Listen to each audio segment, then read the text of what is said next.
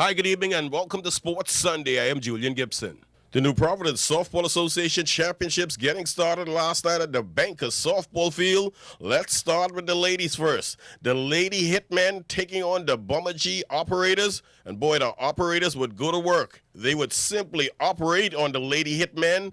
Final score, 14-7 to take game one. Once we came out with our bats and tried to cut down on a few errors, which we have done tonight, but I guess the team with the most errors lost, and we just came out on top. Game one is a very pivotal game. It gives you the momentum going into the 7-game series. So what we wanted to do tonight is come with you, get on top in the first couple innings, stay on top, and keep them down and contain the pressure.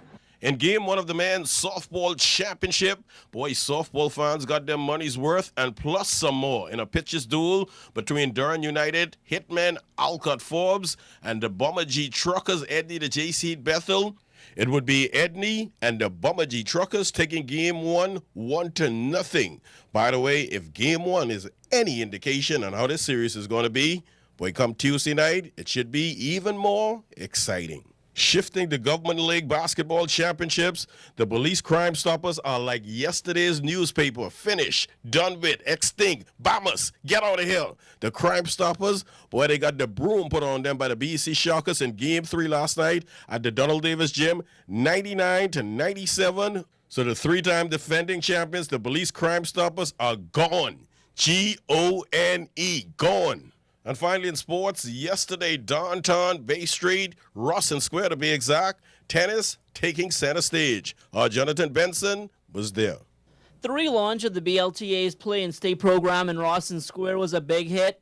Kids were on the court showing off their skills, while their parents supported from the sidelines. I think it's good in terms of creating balance, and then also it encourages them because you get the softer balls, you get the smaller rackets, and so they're not discouraged at the very beginning. And so they get an opportunity to see what the game is like, and hopefully they enjoy it. I think it's great because with the people passing, they can see and they'll probably stop and ask, like find out what is going on, and they probably be interested in it also.